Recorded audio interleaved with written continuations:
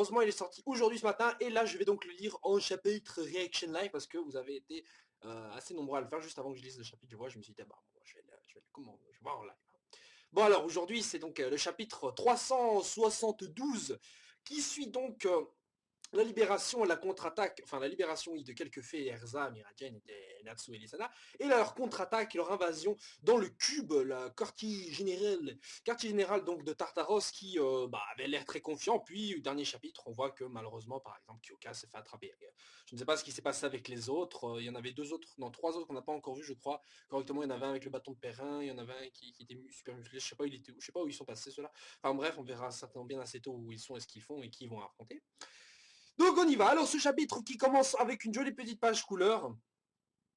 Et dans ce genre de page, on remarque à quel point, au final, Mashima dessine vraiment extrêmement bien ce manga. Je trouve que personnellement, avant, alors qu'on considérait que avec son dessin, son style de dessin était très proche de ceux de One Piece au départ, on voit bien que celui-ci a fait une constante évolution à partir de l'arc environ de Horation 16. À partir de là, son style s'est approximativement euh, comment dire, affiné. Et c'est même lui-même créé, vous savez, sa spécialité. Vous pouvez voir ça, vous pouvez comparer facilement n'importe quel tome. C'est toujours amusant de faire ça. Vous prenez le premier tome d'un manga, vous prenez le tome genre 15 tomes plus tard, et vous voyez un peu la différence euh, du point de vue donc des dessins. Alors, Kyoka, qui maintenant se fait attacher visiblement à son tour. Cette salope, elle avait, voilà, elle le mérite en même temps. Ce que je comprends pas, c'est que comment elle a pu se laisser faire. Bon, merci, biatch. La meuf elle torture quelqu'un et se fait enchaîner facilement alors qu'on lui a juste tenu les bras, elle a rien d'autre en main, enfin je sais pas. Et Erzak qui fait juste une petite tête, je vais prendre revanche, je vais prendre ma vengeance pour tout ce que tu as fait contre moi. Je veux dire, Lissana qui comprend pas pourquoi elle est aussi énervée. Enfin, je sais pas si c'est eux qui l'ont libérée, mais bon, s'ils doivent comprendre qu'Erza était à poil et qu'en plus elle était enchaînée et qu'elle a plein de blessures sur elle, c'est que quelque part, peut-être que quelqu'un l'a torturée. Enfin bon, elle est pas non plus fut Lissana. Mais bon, Erza, je pensais direct, Erza, elle pense juste à faire des petites pichenettes alors que franchement, ça aurait été Kyoka, elle aurait directement, je sais pas, enfoncé une épée dans sa gorge. Alors une double page après, qui est très très belle d'ailleurs, je remarque à quel point le style d'ailleurs sur cette double page est bien différent de ce qu'on est habitué en général. Enfin, je pense, je crois, je ne sais pas. Ah, au passage, le design d'ailleurs de Wendy, Happy Charles, Laxus, Gagil et Jubia concernant le retour de l'animé qui va bientôt arriver donc en avril sont disponibles. Hein. Je ne vais pas mettre le lien, je pense que vous avez compris sur quel site c'était, c'est le site officiel, nouveau site officiel. Pendant que je tourne la page, vite fait, il ne faut pas oublier que leur design n'est pas définitif dans le sens où, en quelque sorte, ça va pas rester la même chose, donc ça veut dire que ça va être différent dans l'animé, on verra comment c'est. Mais pour l'instant, le seul dont je suis un peu déçu, c'est Jubia qui a une tête un peu bizarre.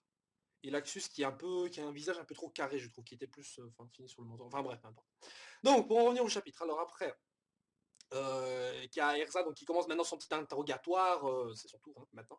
Et Kyoka qui s'en fout visiblement, qui ne connaît pas aucun Elfman. Bon, ça aurait été intéressant de savoir ça, puisque justement, c'était un peu, c'est vrai qu'il avait possédé pour poser une bombe, c'était peut-être important de savoir qui il était. Enfin bref, en tout cas, elle répond facilement aux questions. La meuf, elle est toute stressée, quoi, putain, mais ça c'est. Je suis sûr qu'elle serait même pas de taille face à notre. Je commence à me demander, en fait, Kyoka, je pensais que Kyoka allait relever un peu le niveau et tout ça, mais finalement, elle est pas si terrible que ça, enfin, pour l'instant. Bastard. Bon alors, Erza qui va rester avec Kyoka pour je ne sais quelle raison, peut-être qu'il va vraiment la torturer. Enfin bref, elle lui fait un petit regard, putain, mais Erza, franchement, c'est la miss parfaite, quoi. La meuf, elle a quasiment aucune rancœur, elle dit juste avant qu'elle va se venger, mais là, ils font quasiment rien. Enfin bref, Kyoka qui est à peine stressé, enfin bref. Ah voilà, donc Kyoka qui donc explique à Erza comme quoi ils ont enlevé le dernier saut sur Face. Et je suppose que la réaction d'Erza c'est de penser que Jelal est mort. Mais Kyoka, putain, mais quelle conne, Kyoka, elle aurait pu la faire stresser. Enfin, elle dit directement, oh, mais non, on l'a pas tué, on a juste brisé le saut avec une méthode différente. Mais elle est conne, putain, elle aurait pu le faire stresser. Enfin bon, en même temps, c'est vrai qu'elle est enchaînée, vaut mieux pas enrager encore plus la bête qui est en même temps votre bourreau.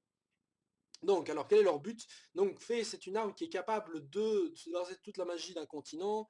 Et pourquoi est-ce qu'ils en ont besoin? C'est nécessaire pour le retour to Zeref Place. Alors ça, je sais pas, le lieu de Zeref, le Zeref, l'origine des je sais pas. Bon, en même temps, Zeref, je veux dire, je sais pas, on l'a pas revu depuis quoi? Depuis une dernière face à face avec Mavis. C'est-à-dire d'il y a, je sais pas, une vingtaine de chapitres ou quoi, je sais plus. Et je veux dire, est-ce qu'il a vraiment contacté Tartaros ou quoi? Parce que c'est bon, c'est vrai qu'au moment même où ceci commence, où il y a eu le face-à-face, il y a le Tartaros qui s'est activé. Donc peut-être que quelque part, ils sont allés le consulter, je sais pas. On verra. Mais s'il n'y a plus de magie, c'est vrai que Zeref sera alors le maître. En plus de ça, les démons de Zeref n'utilisent pas de magie, mais utilisent des malédictions. Donc, page suivante. Ah, bah voilà, ok, d'accord. Il y a Kyoka qui se libère de ses chaînes. Enfin, elle aurait peut-être pu le faire plus tôt. Enfin, quoique, c'est vrai que s'il l'avait fait plus tôt, il y avait trois adversaires contre elle. Ah oui, c'est vrai que, d'accord, ça c'est, là j'avoue, je suis pas très malin, il faut pas oublier, c'est vrai que ces chaînes ne permettent d'utiliser aucune magie, mais comme ils utilisent des malédictions, enfin des ouais, des malédictions, ils peuvent l'utiliser et donc tout va bien. Et sur ce coup, elle a assuré. Mais Erza évidemment arrive à parer les techniques qui ont réussi à transpercer un humain avec à main nue, évidemment. Elle a transpercé avec ça le président, mais non, elle s'en fout, elle peut parer à main nue. Et lui donne un coup de pied qui est également d'une puissance similaire à l'Etherion, certainement. Ça c'est le coup de pied d'Erza, enfin voilà. Bon, et voilà, comme par hasard, ça c'est Erza, mais quand il y a même un être au plus profond de l'enfer, la meuf, elle va essayer de lui faire la morale. Pourquoi est-ce que tu crois aveuglément Zeref? Parce que nous sommes créés grâce à l'amour de Zeref, qu'il a, à partir du livre qu'il a écrit, waouh, grâce à l'amour de Zeref. Wow, quel amour, créer des démons, super amour.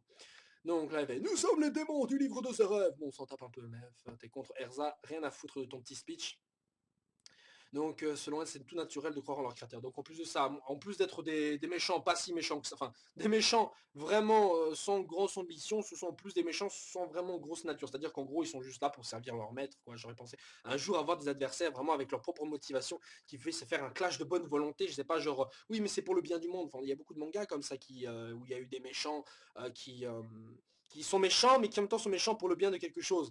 Mais pas pour des raisons égoïstes, enfin pour vraiment le bien de quelque chose, pour protéger des gens, par exemple, je sais pas moi, dans Samurai Deeper Kyo, qui est un manga, qui est mon manga préféré personnellement, que je vous recommande, qui est en 38 tomes, et qui se déroule dans le Japon féodal, et qui en plus de ça, mais bon, se transforme vite en combat de sabre, bien stylé, à la Bleach, limite. Franchement, je vous le recommande, c'est un super manga qui est extrêmement bien dessiné en plus, extrêmement bien. Bref, et aussi qui aime bien le fanservice. Donc bon bref, la page suivante, après ça, voilà, putain, Erza encore, toujours avec son discours sur amour et trucs. Oui, mais ton cœur est celui qui décide en fin de compte. Les humains ne peuvent pas comprendre. Les humains ont aussi la foi. Il n'est pas important. Bon, bref, je vais pas non plus mettre. Je vais pas non plus tout lire le discours, mais je vois plus ou moins ce qu'ils sont en train de dire. It's important not to lose oneself. La force de penser, le courage de ne pas s'en aller, pas s'enfuir. Putain. Allez, putain, non, quoi! Qu'est-ce que c'est que ça? Encore un one-shot d'Erza ou quoi? Je sais même pas quelle armure il utilise là. On dirait l'armure qu'elle avait utilisée là. Enfin, je sais pas, elle a une super lance, donc je sais pas vraiment quelle armure c'est. Enfin, en tout cas, putain, la meuf quoi. Putain, voilà, Kyoka est morte, ou transpercée, ou butée, je sais pas, mais bon, si elle a survécu à cette attaque là. Enfin, bon, soit, elle se prend l'attaque de plein fouet dans le ventre. Tu es celui qui est en train de faire le voile, machin. Bref, donc retour sur la team Fairy Tail la team Fairy Tail, enfin le reste de la guilde, qui sont en train de se, voilà, comme j'avais prédit, ils sont en train de se battre contre des sous-fifres, voilà. Et Julia qui fait encore du fan service pour Grey, qui le protège, fangirl, stalker là. Comment tu fais un câlin Grey, ça m'a derrière. Bon, moi, de toute façon, je me demande si un jour, est-ce qu'on verra Jubia peut-être se rendre compte, au final, être un peu plus sérieuse vis-à-vis d'Y. Enfin, c'est vrai que son caractère amoureuse, folle dingue et sympathique, mais parfois, j'aimerais bien qu'on ait un truc un peu plus sérieux envers Jubia. Le seul moment où elle est sérieuse, c'est vraiment quand elle combat, ou même quand elle sent que Y est en danger et que celle-ci commence à péter un peu, comme par exemple contre Merly. Donc, on a, voilà, Gagil, Wendy, Léo, enfin Loki. Et même Makarov qui explose tout. Makarov, franchement, je me demande qui va essayer de se friter contre lui, franchement, parce que le truc, c'est que, je veux dire, pourquoi est-ce que Makarov n'utilise pas le Ferrilo, là? Enfin, je veux dire, Ferrilo, c'est la magie, une magie légendaire, une magie ultime, invincible, qui bute tous les adversaires qui sont là, quoi. Et la Makarov, il pourrait l'utiliser, enfin, je sais pas, ou alors il a été traumatisé depuis qu'il a combattu Hades et que celui-ci a sorti son grimoire là. Enfin, je sais pas, il aurait pu l'utiliser, non? Enfin, bon, je cherche pas à comprendre, il aurait pu buter tout le monde limite dans le cube, hein, franchement. Bon, alors est-ce qu'il a besoin de les voir? J'en doute, mais... Bon. Voilà, évidemment, les plus faibles, évidemment, sont relégués à la défense des malades, de ceux qui sont faibles, hein, ça veut dire Laxus, enfin ceux qui sont ouais, malades, encore infectés par le Maoroyoshi, c'est-à-dire Evergreen, Laxus, Bixno, et ben Yagi-san, Yajima, Yajima-san, ouais, je crois que c'est ça. Et c'est vrai que bon, sur le coup, on peut se demander pourquoi est-ce qu'elle les a emmenés, hein, Kana, elle aurait pu les garder, elle aurait pu les laisser sous forme de carte au lieu de les sortir là, enfin je comprends pas, franchement elle aurait pu faire ça, ils sont là, ils sont assis, ils peuvent rester là quand même ça, non? Pas obligé de les restaurer, garde-les dans ta carte et garde-les foulés dans ta poche, enfin merde. Dans tous les cas, voilà, Kana qui donc se justifie comme quoi ils auraient été aussi explosés, mais ça justifie toujours pas le fait qu'ils aient rendu leur état initial, aurait pu les laisser en carte. Et Elfman, cette pute, cette salope là, qui a explosé la guilde pour la énième fois, enfin, qui a fait exploser cette guilde qui venait à peine d'être reconstruite en plus. Enfin bon, je pense pas que maintenant la ville de Magnolia va vouloir reconstruire cette guilde encore une fois. Enfin bon, je pense que cette fois-ci c'est eux-mêmes qui vont la reconstruire. Donc Elfman qui va être désolé, tout ça c'est ma faute. Débile quoi, putain. C'est un bien personnage que je déteste quand il pleurniche, c'est bien Elfman. Franchement, ce mec, mais je le déteste. Désolé, encore, je pense que l'auteur, au début j'avais un peu pitié pour lui quand il était en train de trembler Lissana, mais putain, mais là j'en ai marre, j'aime pas les persos qui pleurnichent. Je déteste. Je pense que vous aussi, vous détestez les persos qui pleurnichent tout le temps. Même Sakura dans Naruto, par exemple, celle qui pleure tout le temps. Oui, mais je pensais ne plus être un poids, et au final, je suis toujours un poids. Il a fallu 50, je sais plus combien de tomes là pour qu'elle se rende compte qu'au final, c'est pas sur elle que les gens vont compter. Et comme par hasard, l'auteur essaie de lui donner une place un peu plus importante par la suite. Mais bon, je vais pas y revenir. Bref, Kana qui essaie de remonter les bretelles à Elfman. Tu es un âne, tu as pas le tu as le temps de pleurnicher, tu as le temps de te débarrasser de quelques ennemis. Ah, voilà, c'est pas chier, voilà. Enfin, Elfman qui fait, je sais, cette fois-ci, je vais me relever, je vais reprendre les choses en main. Bon, bref, voilà, Elfman qui fait son petit regard sérieux. Et je sens que celui-ci va se frotter à un membre du Kukimon, et j'aimerais bien, parce que c'est bon, c'est vrai que Elfman, voilà, il a eu son combat contre Bacchus, mais j'aurais aimé le voir un peu plus, parce que bon, c'est un peu un des persos qui a une magie un peu plus originale que celle des autres, hein. Il a un takeover qui peut changer un animal. Enfin bon, c'est pas si original que ça, mais au final, ça change un peu de tout ce qui est, attaque de feu, attaque des glaces, tout ça. Donc, il y a un truc aussi que je vois maintenant, c'est que je vois Levi combattre avec une magie qui n'est pas si différente de ce qu'elle fait d'habitude. C'est-à-dire qu'elle matérialise des mots qui, en même temps, représentent certaines choses. C'est-à-dire les éléments, par exemple, stone, donc pierre, roche, là, et synthétise donc le mot stone, qui dans pierre et conne des gens avec. Et il ne faut pas oublier que, je l'avais dit encore, et je le redis, que Levi a son second origin activé. C'est-à-dire qu'en gros, elle avait fait passer le truc de Ultia comme les autres. Je veux dire, pourquoi Pourquoi Levi? Je veux dire, pour l'instant, elle ne s'en est pas servie du tout. Je veux dire, pour l'instant, elle n'a pas fait une performance qui est plus impressionnante que celle qu'il y avait avant. Je veux dire, bon, si vous vouliez foutre à Levi, autant le foutre à Jet et Droid, qui étaient là aussi. Pourquoi est-ce que l'auteur avait besoin de lui foutre ça, si c'était même pas, si c'était pour pas l'utiliser maintenant? Bon, peut-être que ça aura son importance plus tard, mais là, franchement, je vois pas du tout, hein. Franchement, bon. Donc concernant le reste de la guilde, bah voilà, on va un petit changement de design pour Roméo d'ailleurs, qui avait un design assez moche, ou alors il a changé, je sais plus trop. En tout cas, Roméo qui est là, qui représente le futur de Fairy Tail, qui a lui-même appris des magies de flamme, il faut l'oublier, auprès de Totomaru, l'adversaire de Lanzo lors de l'arc à Phantom Lord.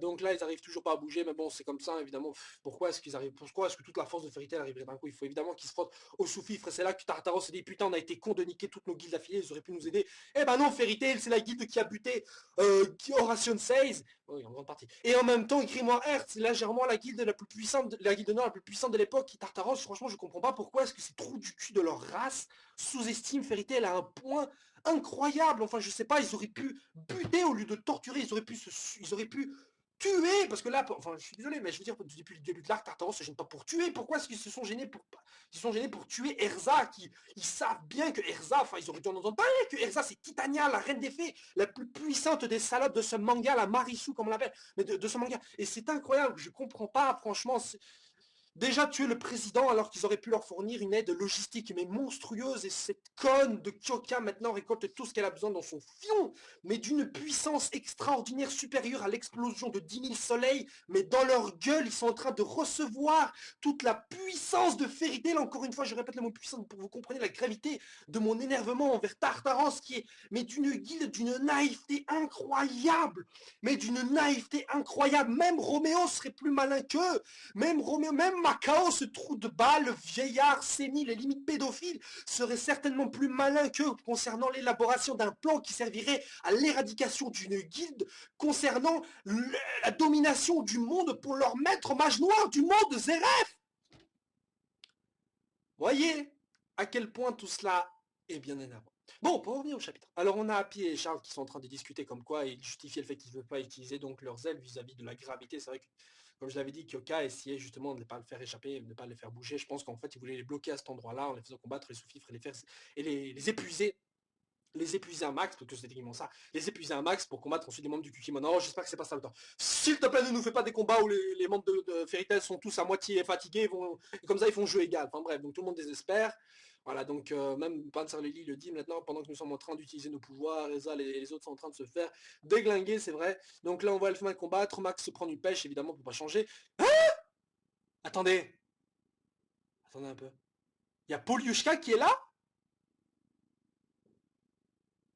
Poliushka est là. Je ne savais même pas.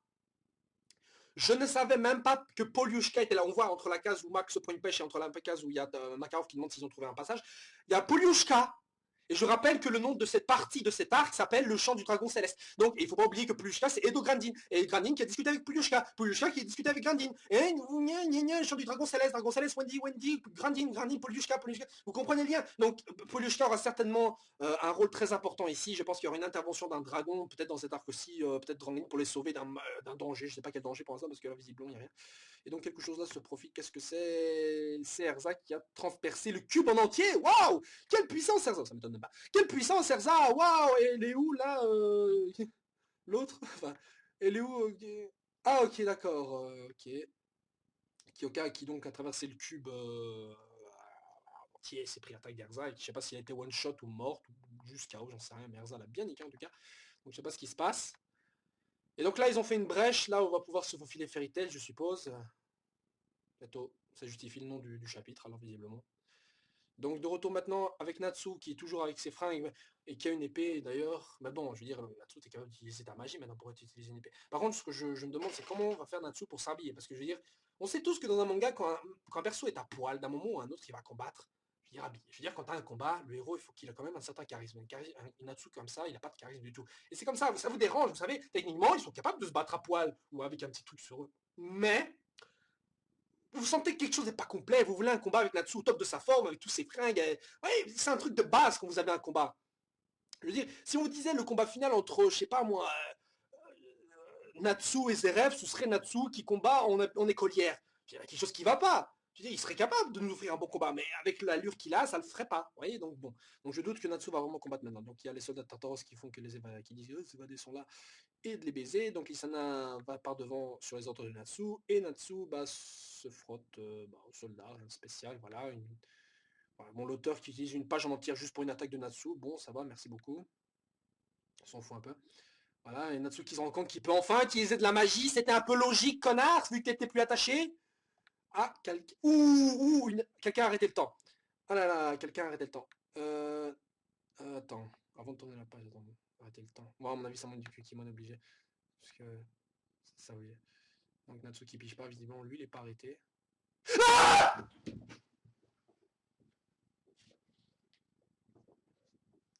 Zeref Zeref Oui Zeref, c'est Zeref. Ou alors c'est une Natsu, t'es arrivé aussitôt.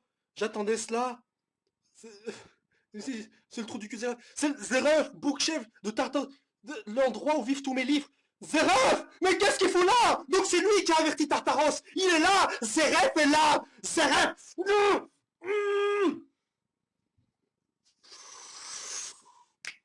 Na na na na na. Life is life. Il est de retour. Il est de retour. Il est de retour. Zeref est de retour pour vous niquer, bande de grand-mère. Zeref est là pour vous niquer. Et le chapitre se termine là. Le Zeref, putain, Zeref. Et non, je ne parle pas du Zeref, le rappeur. Je parle là de Zeref. Le Zeref. Il est là, il est devant Natsu. Et en plus, il sourit ce trou de balle. Mais putain, je suis content de te voir. Voilà qui remonte enfin le chapitre. Ouh. Non, c'est pas possible. Attends, je regarde la page à la présent. C'est pas possible que ce soit une illusion. Le mec, il est tellement fort, il arrive à stopper le temps carrément, ou je sais pas ce qui se passe. Putain, voilà pourquoi Tartaros, ils sont aussi confiants là. Parce qu'ils ont le Seigneur des Ténèbres. Enfin, c'est pas Voldemort. Mais ils ont le mage noir le plus puissant de toute la galaxie qui est là. Où est ma vis? Je veux mes vis dans cet arc. Je veux qu'elle se ramène d'une manière ou d'une autre. Je m'en fous. Je veux mes vis. Je sais pas où ils l'ont foutu, mes vis. Je sais pas, ils vont la sortir du trou de balle de Natsu d'un pain enflammé. Je m'en fous. Je la veux maintenant. Je veux qu'il y ait une discussion. Enfin, je sais pas, je veux de la révélation. Putain, le prochain chapitre. Zeref, celui qui gouverne sur les ténèbres, la plus puissante et la plus terrible des menaces, apparaît en face de Natsu encore une fois. Oui, c'est vrai que la dernière fois qu'ils se sont rencontrés, c'était sur l'île Tenro. Tenro-jima, où on n'a pas eu vraiment de grosses infos. Putain, Zeref.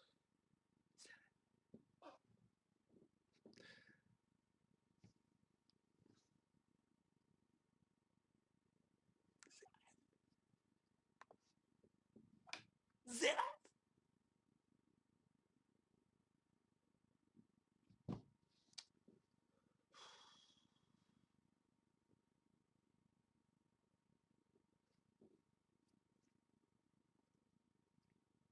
Le prochain chapitre sera excellent. Je sens... Oh non, non, non, oh non, non, non, non, non, non, non. Le prochain chapitre sera excellent ou sera extrêmement chiant.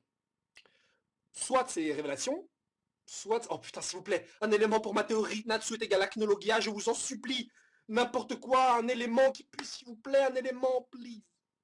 Bref, je vais pas m'attarder là-dessus. Le prochain chapitre sera explosif. On s'entend, on se retrouve et on se capte les gens. Soyez prêts pour le prochain chapitre qui sera très cool, j'espère. Sur ce, je vous laisse les gens. Ciao, ciao. Zou.